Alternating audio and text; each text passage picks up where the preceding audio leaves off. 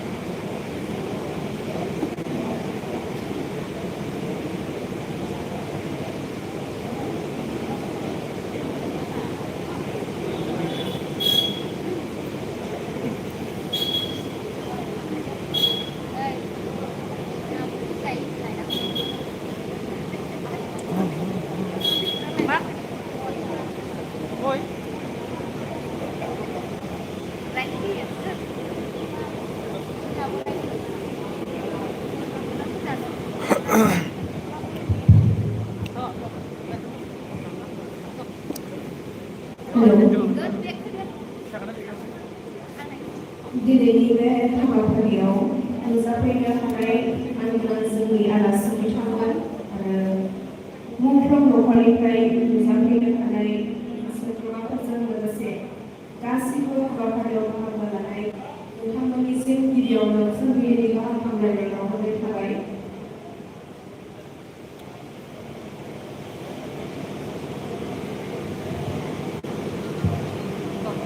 जों बयबो मिथिगौ जे दिनैनि बे हाबाफारियाव जोंनि बड'लेण्ड सोमावसारनायाव जाय बिथांमोनहा मुंख्लं जानानै थांबाय बिथांमोननि नखरनि सोद्रोमाफोरनो दिनैनि सानावहाय अनसुंथाइ महरै चेकखौ होनाय जागोन, गासै 204।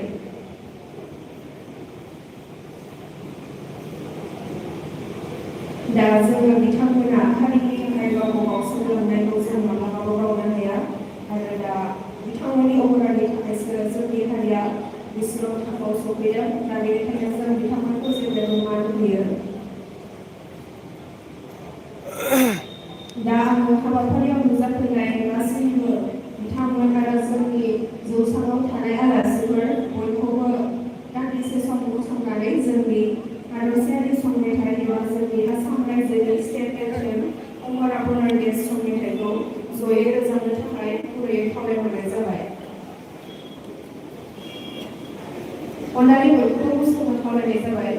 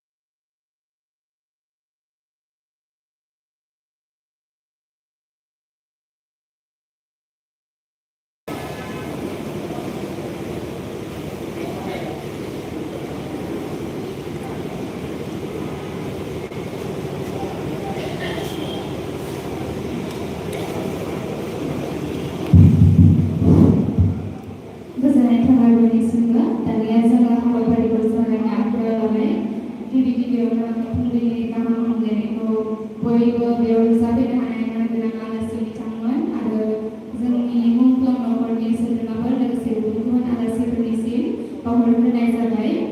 दा आङो बे समाव जोंनि दिनैनि बे हाबाफारियाव नुजाथिफैनाय आलासिफोरखौ सिनायथि होनो आखायाव लादों आरो आङो बिथांमोनखौ गांसे गांसे आर'नाइजों बरायहरनो थाखाय थागथियारि जानो गुरै खावलायहरनाय जाबाय। गिबि गिबियावनो दं जोंहा दिनैनि बे हाबाफारिनि गाहाय आलासि महरै नुजाफैनो हानाय श्री रिहन दैमारि सार मानगोनां डिपुटि चिफ जोंनि बड'लेण्ड टेरिटरियेल काउन्सिलनि आङो सारखौ गांसे आर'नाइजों बरायनो थाखाय गुरै खावलायहरबाय। जोंहा दिनैनि बे हाबाफारियाव नुजाथिफैनो हाबावदों श्री त्रिदिप दैमारि सार मानगोनां speaker Bodoland territorial council legislative एसेम्ब्लिनि बिथांखौबो आङो गांसे आर'नाइजों बरायनो थाखाय खावलायहरनाय जाबाय। श्री त्रिदिप दैमारि सार बिथांखौ आङो गांसे आर'नाइजों बरायनो खावलायहरनाय जाबाय। आरोबाव जोंहा दिनै नुजाथिफैनो हादों Shri Pres Musahary sir executive member Bodoland territorial council बिथांखौबो आङो सिनायथि होनायजों लोगोसे गांसे आर'नाइजों बरायहरनो खावलायनाय जाबाय। लाइभआव फैबाय आं आरोबाव जोंहा दिनै नुजाथिफैनो हाबावदों श्री पद्मनाथ बरुवा सार उदालगुरिनि एसपि बिथाङा IPS officer Shri Padmanath Baruah SP आरोबाव जोंहा नुजाथिफैनो हाबावदों उदालगुरि जिल्लानि district commissioner DC Shri Jay Vikas बिथांखौबो आङो गांसे आर'नाइजों बरायनो खावलायनाय जाबाय। आरोबाव जोंहा बेबायदि समावनो SP मोननांगौबा मानगोनां MCLA बिथांखौबो आङो गांसे आर'नाइजों बरायनो खावलायनाय जाबाय। जोबफैजोबगोनदांलै माबायानो गोजोनथों। आरोबाव नुजाथिफैनो हाबावदों जोंनिनो BTCनि बारग' MLA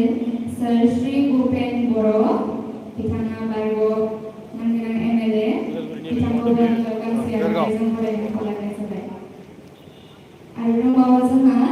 नुजाथिफैनो हादों श्री प्रदीप कुमार दैमारि सार एक्स डिपुटि चिफ बड'लेण्ड अट'नमास काउन्सिलनि बिथाङा बारग' डिपुटि चिफमोन। गोजोनथों। आरोबाव दंबावो जोंहा श्री भास्कर ज्योति महन्त SCS BTCनि मानगोनां सेक्रेटारि सार बिथांखौबो आङो गांसे आर'नाइजों बरायनो खावलायनाय जाबाय। BTC माबानो आरोबाव जोंहा बेसोरजों लोगोसे नुजाफैनो हाबावदों श्री श्याम सुन्दि सार ex-MCLA आरोबाव जोंहा गोबां आलासिफोर नुजाफैनो हाबावदों। बेनि गेजेरावनो जोंहा दङ टल टप्प MCLA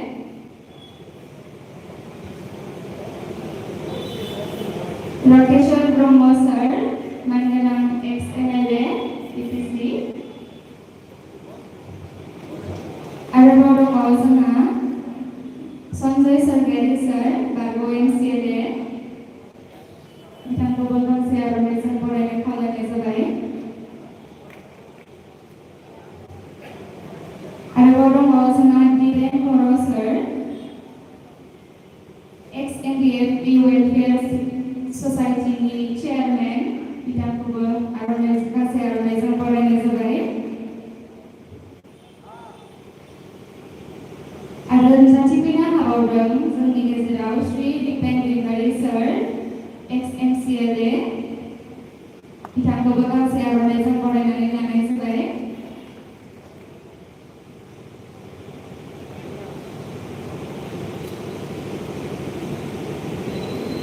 आरोबाव जोंनि गेजेराव नुजाथिफैनो हादों निपेन हाजरिका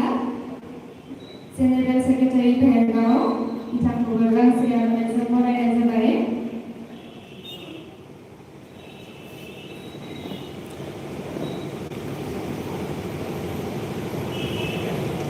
आरो जोंनि गेजेराव नुजाथिफैनो हाबावदों गणेश मुसाहारि श्री गणेश मुसाहारि सार बिथांखौबो गांसे आर'नाइजों बरायनो खावलायहरनाय जाबाय।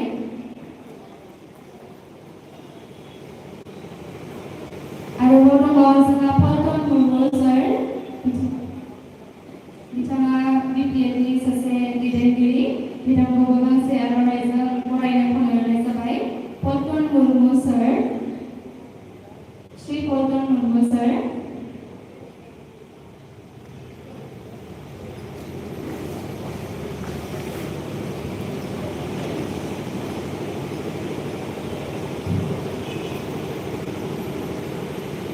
आरो जोंनि गेजेराव दंबावो श्री विजेन्द्रनाथ ब्रह्म सार जइन्ट सेक्रेटारि बिटिसि बिथांखौबो गांसे आर'नाइजों बरायनो खावलायहरनाय जाबाय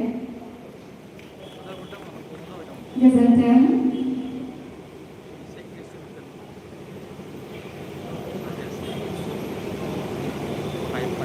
आरोबाव जोंहा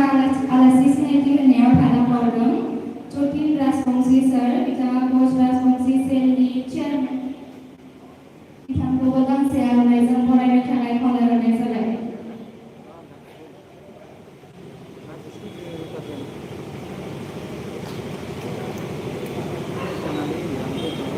आरोबाव दङ जोंहा कनेश वारि सार बिथाङा भैरबकुन्द ब्लकनि प्रेसिडेन्ट बा आफादगिरि बिथांखौबो गांसे आर'नाइजों बरायनो खावलायहरनाय जाबाय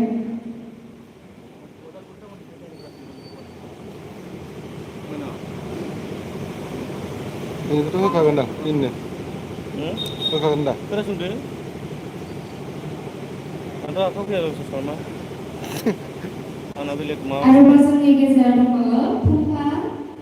बसुमतारी सार बिथाङा सेन्ट्रेल इउथ बिपिएफनि भाइस प्रेसिडेन्ट बिथांखौबो गांसे आर'नाइजों बरायनो खावलायहरनाय जाबाय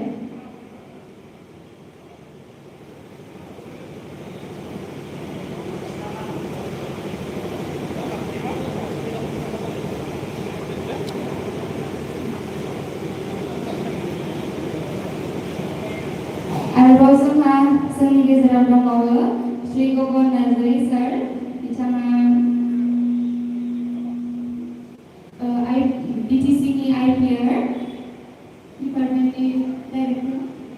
डाइरेक्टर बिथांखौबो आङो गांसे आर'नाइजों बरायनो खावलायनाय जाबाय श्री गगन नार्जारी सार गोजोननाय थाबाय दा जोंहा आलासि सिनायथि होनायाव सोरबा थालांदोंबा गिबियावनो निमाहा बिग्रोनाय जाबाय दानिया जोङो हाबाफारिखौ आवगायलांनो आखायाव लानाय जाबाय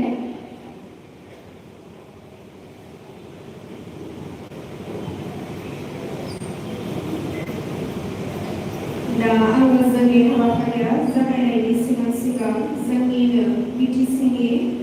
बिथां मानगोनां लेम श्री फ्रेस मुसाहारि सार बिथांखौहाय गावनि बिबुंथिजों जोंनि हाबाफारिखौहाय बेखेवजेननो गुरैयै खावलायहरनाय जाबाय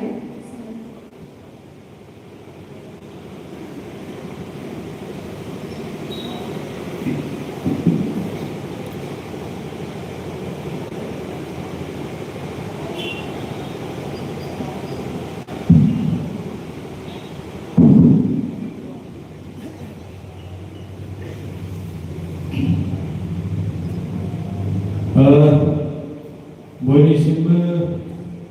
गोजोन फुंबिलिनि आंनि अननाय आरो खुलुमनायखौ जासिहरबाय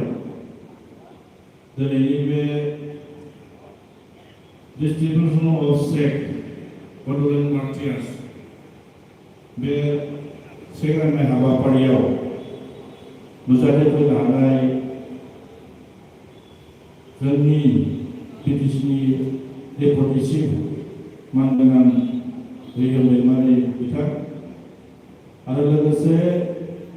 बे हाबाफारियाव जोंजों सफैफानो हादों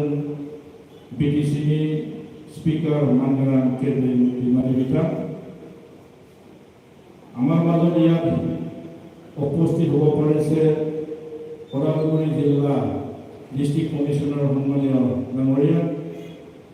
আৰু আমাৰ মাজত ইয়াত উপস্থিত ওদালগুৰি এছপি ডাঙৰীয়া আমাৰ মাজত ইয়াত উপস্থিত হ'ব পাৰিছে বিটিচিৰ সেক্ৰেটাৰী সন্মানীয় ভাস্কৰ শ্ৰীলংকা ডাঙৰীয়া আমাৰ মাজত ইয়াত উপস্থিত সন্মানীয় MCLA रतन बाबा डाङरिया आरो बे हाबाफारियावनो बाहागो लानो हादों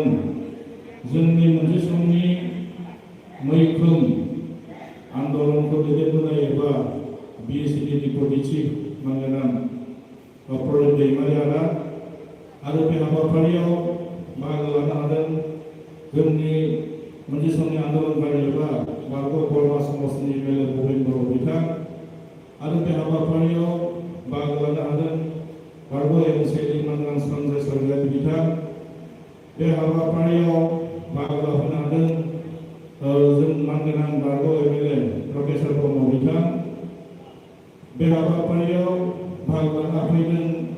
जोंनि मोनसे समनि मैखोम आन्दोलनकारि डक्टर धीरेन बर' बिथां जोंनि बिटिसिनि बारग' एमसिएलए दिपेन दैमारि बिथां आरो बारग' एमसिएलए काति चन्द्र बर' बिथां आरो बे हाबाफारियाव बाहागो लाफैनो हानाय गासै जोंनि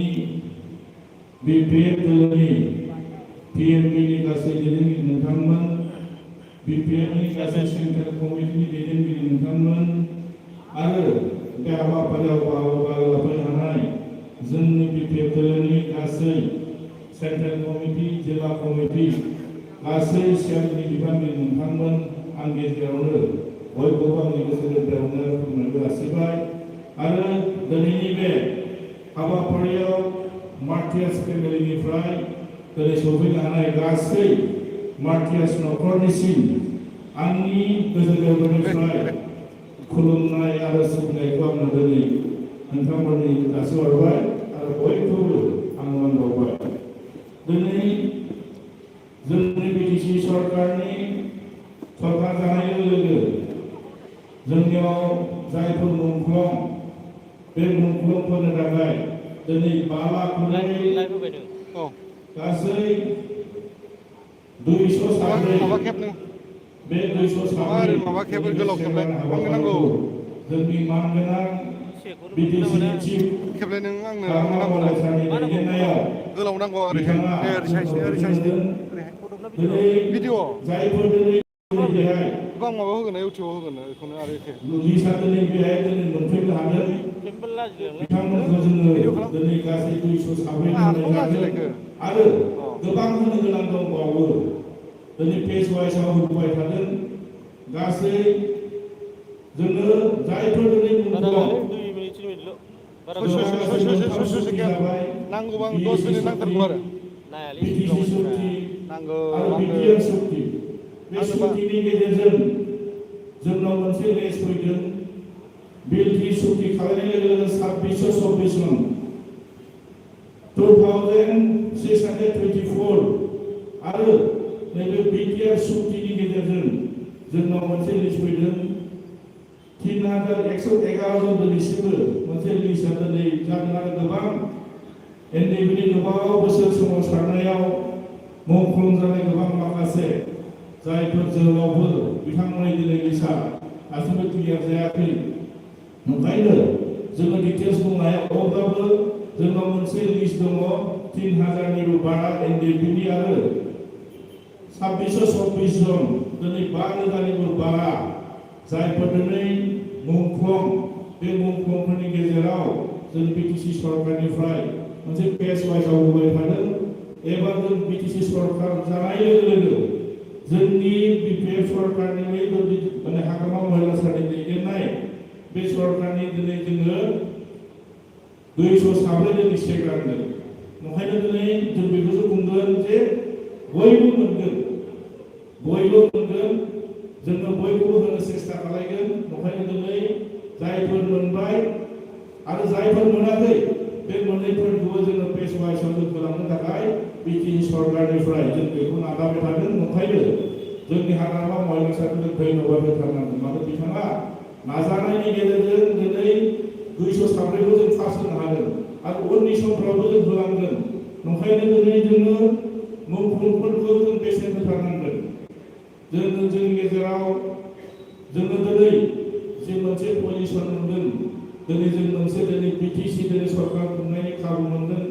दिनै मुंख्लं बिथांमोना जुदि थै आरो जिउ बिथांमोना बावसोमामोनब्ला दिनै जों बे अबस्थायाव मोननो हानाय नङामोन ओंखायनो बिथांखौ सनमान होथारनांगोन आरो ओंखायनो दिनै जायफोर दिनै मुंख्लं फेमिलि बिथांमोनखौ बुंथिना खालामगोन जे जोंनि गेजेराव सम मालाबा गावनि गेजेरावनो गावनि व्यक्तिगत स्वार्थनि थाखाय जों मुंख्लंफोरजों लानानै मालाबा राजनिति खालामनो नागिरो ओंखायनो दिनै राजनिति खालामनो नाङा जों आरो जोंनिफ्राय जों क्लियार बुंखागोन दिनै मुंख्लंफोरखौ लानानै जों राजनिति खालामनो सानाखै दिनै बेहाय दिनै लिस्ट मोनसे जोङो 200 साब्रै दिनै लिस्ट खालामदों बेखौ मोजां मोनसे सालिजारि खालामनानै जों बे लिस्टखौ जोङो गासैबो लानाय जादों ओंखायनो दिनै जायफोर दिनै बे लिस्टआव हाबाखै बे लिस्टआव दङ मुंख्लंफोरनि लिस्टआव दङ नोंथांमोना साननानै जोंनिया लिस्टआ गैला नामा बेखौ साननो नाङा बिथांमोननि लिस्टआबो दङ खिन्थु जों बेखौ फेस वाइसआव गभर्नमेन्टआ जेब्ला मोनसे इयारनि मोनसे मुंख्लंफोरनि नामाव बाजेट होयो बे बाजेटनि जुगिदि बे बाजेटफोरखौ जोङो बेसेबां मानसि बेनिफिसियारि जों होनो हागोन बेखौ जोङो सावरायलायनायनि गेजेरजों बे लिस्टखौ सेलेक्ट खालामनाय जायो ओंखायनो आं खावलायगोन दिनै जायफोर बे चेकखौ मोनबाय बिथांमोना जाहाथे मोजाङै बै मुंख्लंफोरखौ गोसोखांनानै मोजां मोजाङै बे बरा खालामगोन आरो जों सम खोनानो मोन्दों जायफोर दिनै बे चेकखौ लांगोन बे चेक लांनायनि गेजेरावबो गोबां जोंनि माखासे गेजेरनि मानसिफ्रा मालाबाबो मुंख्लंफोरनि मोननाय बे फैसाफोरखौ मालाबा एसे बोख्ला बोसोर खालामनो नागिरनायखौ जों खोनानो मोनो जाहाथे बेफोर जानो नाङा जों सनमान होनांगोन गावनि न'खरनि बिदा फंबाय बिमा बिफा गासैबो खुला बाय बाहागि बिथांमोना सब प्रिन्सिपल्स खालामनानै दिनै जोङो मोनसे बिथांमोननि सनमान होनाय बे रांखौबो जुदि जोंनि गेजेराव जायफोर जुदि थांनानै दङ बिथांमोना जुदि बिनि गेजेराव एसे बे थाखाफोरखौ लानानै जुदि बे फैसाफोरखौ लानानै जुदि राजनिति खालायोब्ला बेखौ लानानै जों बेले बेले खालायोब्ला जों बारा मोजां नङा ओंखायनो आंनि बुंगोन आंबो सासे माने मार्टियार्स फेमिलि डिटेक्टिभ हिसाबै सासे रिभलिउसनारिसो बुंगोन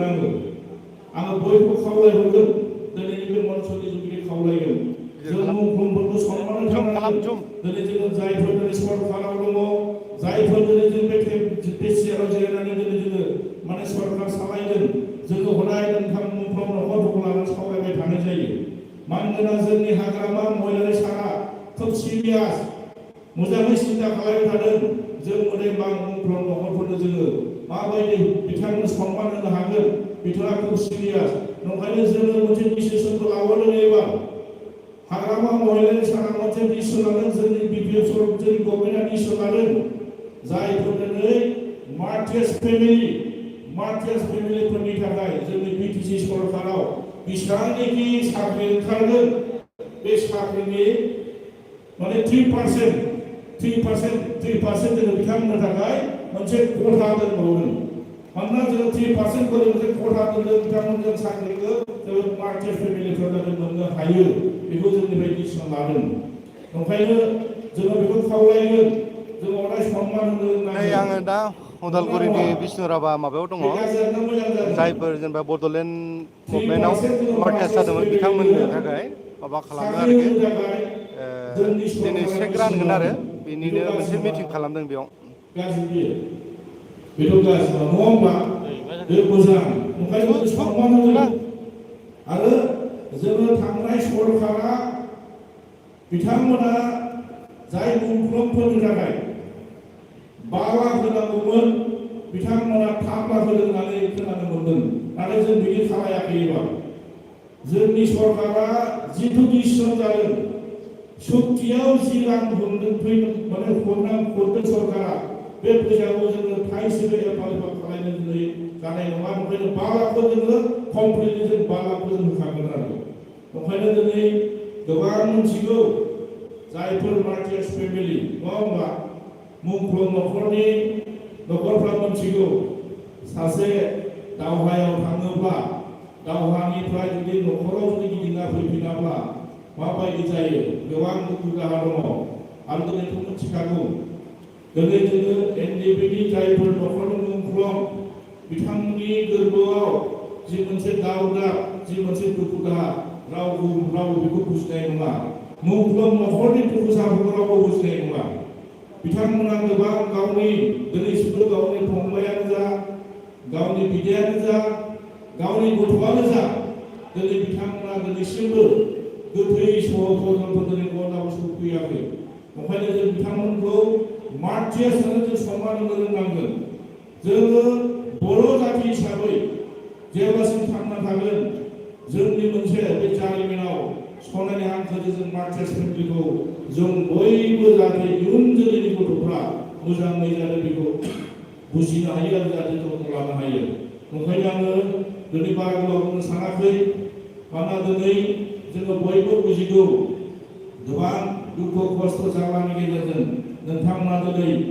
क'क्राझारनिफ्राय लानानै धेमाजि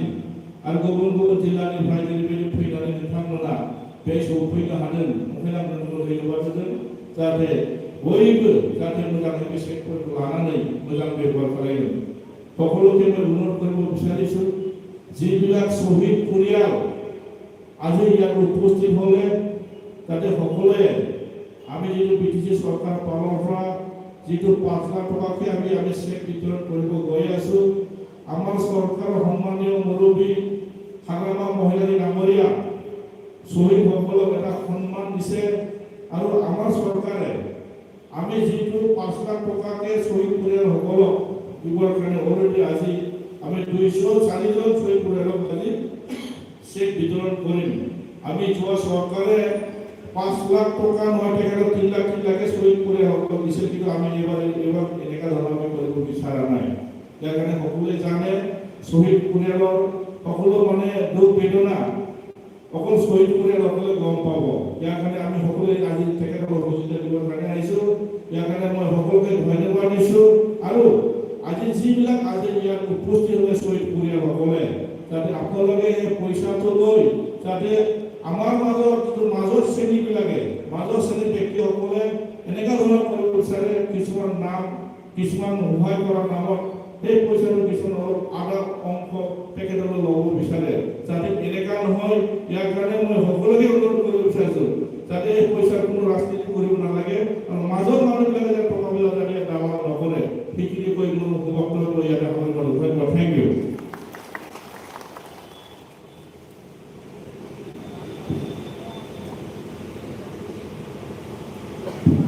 गोजोननाय थाबाय सारनिसिम दायो जोंहा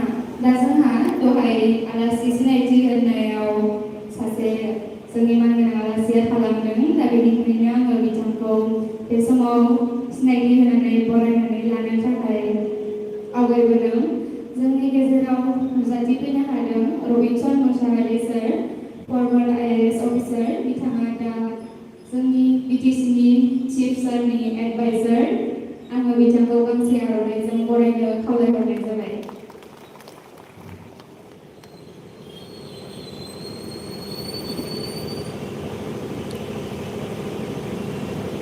आरोबाव जोंहा सासेल' आलासि खालामबावदों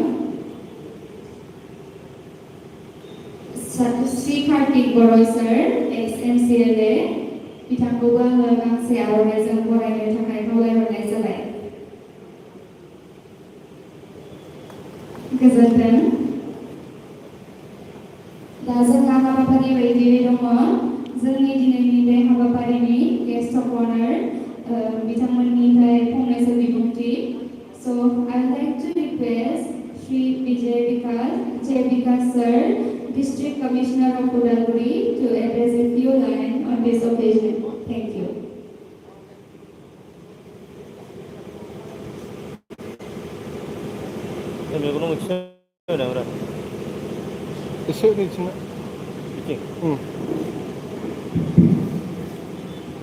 সকলকে নমস্কার আজি मंचर उपस्थित ऑनरेबल डिप्टी चीफ सर श्री देवेंद्र भाई सर मानव उपस्थित स्पीकर सर श्री दिलीप दयाली हमारे उपस्थित हमारे PM सर श्री कृष्ण हाशुभाई सर और সকল हमारे व्यक्तिगण भवन मंचर उपस्थित NCLS EMC farmer NCLS local विभिन्न बाकी ऑफिशियल्स के साथ किसी गवर्नमेंट फॉलो आज मार्ग उपस्थित আছে সকল রাইটস তিনি আজি মার্গ উপস্থিত আছে বেসিক্যালি ফার্স্ট অফ অল আমি একটু ধন্যবাদ জানাইছো আজি ডিস্ট্রিক্ট এডমিনিস্ট্রেশন ফলো করা এটা চেক ডিস্ট্রিবিউশন এটা করে আছে সেরেমোনিয়াল চেক ডিস্ট্রিবিউশন আর সকল একটু বড়োল্যান্ড মুভমেন্ট আর বড়োল্যান্ড ডেভেলপমেন্ট ক্ষেত্রে এটা জাস্ট আমি রিকগনিশনে আর রেসপেক্ট এটা দিয়ে আসো সকল ফ্যামিলিজ দিলা जो हमार मार्ट टेस्ट হয়েছে তো একটু আমার ফলো করে এটা দুনিয়া ইনিশিয়েটিভ বিটিসি গভর্নমেন্ট ফলো করা আমি এটা as a recognition as a token of respect এটা জেনারেট করেছি কি সকল যার তোমরা শহীদ হয়েছে তোমরা পরিবার ফলো করা তোমরা মাঠে হয়েছে সকল মুভমেন্ট কারণে ডেভেলপমেন্ট ক্ষেত্রে মানুষ এটা ভিজন টু আসলে তো আজি আমি যিমান ডেভেলপমেন্ট সাইড আছো পিস সাইড আছো তেওঁৰ সকল কন্ট্রিবিউশন টু আছে तो itu as a moment of proud भी आसे हमारे সকল ফলো করা chief sir deputy chief sir আমি স্পেশালি একটু ধন্যবাদ জানাইছো তেমন ফলো করা একটু ইনিশিয়েটিভ হয়েছে কি এটা আমি রিকগনিশন আর রেসপেক্ট টু দিব লাগে সকল ফ্যামিলিজ দিলা আর যেমন কন্ট্রিবিউশন আমি রিকগনাইজ দিব লাগে और एज अ मार नेक्स्ट जनरेशन এটা और भी এটা জানাবো কি এদিকে মার ডেভেলপমেন্ট ক্ষেত্রে বা পিস ক্ষেত্রে আমার মুভমেন্ট হয়েছে তো একটু ক্ষেত্রে সকল ফ্যামিলিজ আমি একটু ফলো করা আমি ডিস্ট্রিক্ট ফলো করা সকল সাপোর্ট জুনাইজ প্রোগ্রাম আর সকল আজি ইয়াতে যিমান প্রেজেন্ট আছে তেমন ফ্যামিলিজ ক্ষেত্রে আমি বেস্ট উইশেস দিয়েছি আপনার সুন্দর আর দুনিয়া একটা ফিউচার থাকে আর এনেকুৱা আমার কন্ট্রিবিউশন সকল সোসাইটি ফলো করা আমি হব পারি পলিটিক্যাল ফলো করা হব পারি আর অর্গানাইজ ফলো হব পারি আমি এজ এ সোসাইটি এটা কন্ট্রিবিউশন দিব লাগে कि डेवलपमेंट क्षेत्र पीस क्षेत्र और प्रोग्रेस क्षेत्र मान नेक्स्ट जनरेशन के फुल स्टेप्स को फॉलो करिबो पारे तुम फॉलो कर जस्ट इमानी आसे थे ओकरो मी धन्यवाद जनाइछु ओको धन्यवाद नमस्कार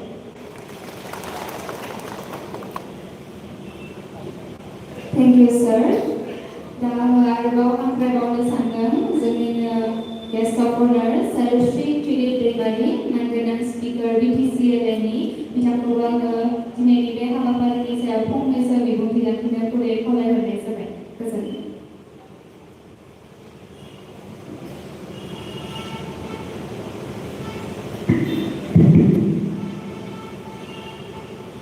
दिनैनि बे मुंख्लंफोरनि चेक राननाय हाबाफारियाव सफैनो हानाय जोंनि बिटिसिनि डेपुटि चिफ बिहन दैमारि आरो इएम फेस मोसाहारि आरो जोंजों दङ उदालगुरि जिल्लानि डिस्ट्रिक्ट कमिशनार जय बिकास बिथां आरो आमार লগত আছে रतन राभा ডাঙৰীয়া আমাৰ MCLA আৰু উপস্থিত আমাৰ অতিথি সকল আৰু আজি সেক্ৰেটাৰী কাৰ্যসূচীত উপস্থিত থাকিব পৰা মোৰ শ্ৰদ্ধাৰ শ্বহীদ পৰিয়ালৰ ব্যক্তিসকল আপোনালোক সকলোলৈ মোৰ আন্তৰিক শ্ৰদ্ধা জনাইছো আমি যেতিয়া ৰাইজৰ সহযোগত ইলেকশ্যনত আমি জিকি পেলাই চৰকাৰ আমি গঠন কৰিলোঁ তেতিয়াৰ পৰাই আমাৰ চৰকাৰৰ মজিয়াত এটা সিদ্ধান্ত হৈছিল যে আমি আমাৰ বড়োসকলৰ সেপাৰেট ষ্টেটৰ কাৰণে যিখিনি আন্দোলন হৈছিল এই আন্দোলনত যিসকল ব্যক্তিয়ে নিজৰ প্ৰাণ আহুতি দিলে তাহাঁতক আমি সকলোকে এক্স গ্ৰেচিয়া 5 লাখ টকাকে দিবৰ কাৰণে আমি সিদ্ধান্ত লৈছিলোঁ আমাৰ চৰ্দাৰ হাগামা মৈলাৰী ডাঙৰীয়াৰ নেতৃত্বত আৰু আজি আমাৰ যিটো সিদ্ধান্ত এই সিদ্ধান্তটো আমি আজি কাৰ্যত পৰিণত কৰিবলৈ আমি সক্ষম হৈছোঁ তাৰ বাবে মই বিশেষকৈ আমাৰ চিফ চৰ্দাৰ হাগামা মৈলাৰী ডাঙৰীয়াক মই শ্ৰদ্ধাৰে ধন্যবাদ জ্ঞাপন কৰিছোঁ যে আমি কিছু হ'লেও শ্বহীদ পৰিয়ালসকলক যে আমি সহায় কৰিব পাৰিছোঁ তাৰ বাবে আৰু হয়তো আজি আমি সম্পূৰ্ণকৈ দিব নোৱাৰিম বাকী যিখিনি পাবলগীয়া আছে সকলোকে আমি দিম এই 5 বছৰৰ ভিতৰত আপোনালোকে অকণমান ধৈৰ্য ধৰিব লাগিব আৰু এটাই অনুৰোধ হয়তো কিছুমানৰ চেকবিলাক স্পেলিংবিলাক ভুল হ'ব পাৰে এই ভুলখিনি শুধৰাই লোৱাৰ বাবে এটা ব্যৱস্থা আছে খালি আপোনালোকে আমাৰ ইনচাৰ্জ ইএম ফেচ মোছাহাৰী ডাঙৰীয়াৰ এটা ৰিকমেণ্ডেশ্যন লাগিব সেইখিনি কৰি ল'ব কাৰোবাৰ যদি চেক ভুল হৈছে তেখেত যিহেতু চেয়াৰমেন বা মেম্বাৰ সেই হিচাপে তেখেতৰ হতুৱাই আপোনালোকে এটা দৰখাস্ত লিখি পেলাই এইটো কাৰেকশ্যন কৰি ল'ব পাৰিব আৰু মই বিশেষ ক'ব বিচৰা নাই শুভেচ্ছা থাকিল আৰু মই বিশেষকৈ শ্বহীদসকলক শ্ৰদ্ধাঞ্জলি জনাইছোঁ কাৰণ তেখেতসকলৰ বলিদানৰ বিনিময় আমি আজি বিএসসি বিটিসি আৰু বিটিআর পাবলৈ সক্ষম হ'লোঁ আৰু ভৱিষ্যতে আমাৰ এই বিটিসিৰ উন্নয়নৰ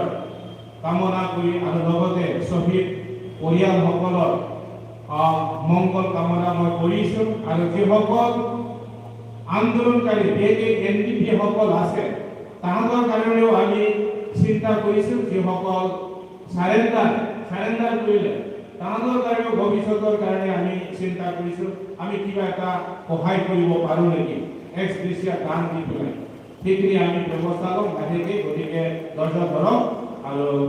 আজিৰ এই সুবিধাটো দিয়াৰ কাৰণে মই আপোনালোক সকলোকে ধন্যবাদ জনাই মোৰ বক্তব্য ইয়াতে সামৰিছোঁ ধন্যবাদ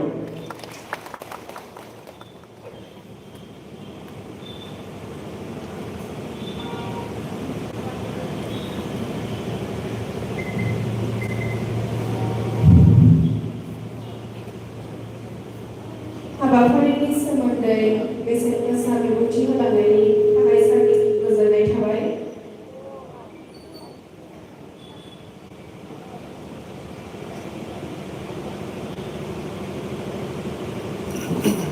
दानिया जोंहा दङ चेक राननाय हाबाफारि दा जोङो बे हाबाफारिखौ आखायाव लानाय जाबाय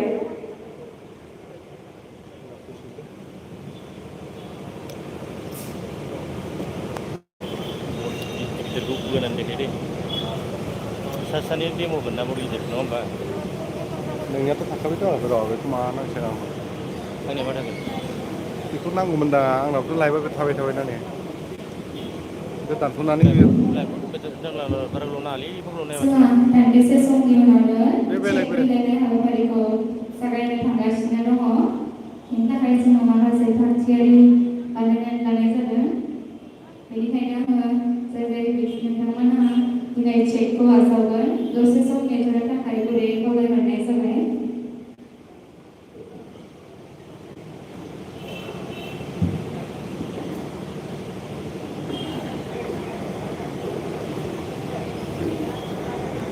दोनथ'नोसै र' लाइभ आङो गिबि गिबियावनो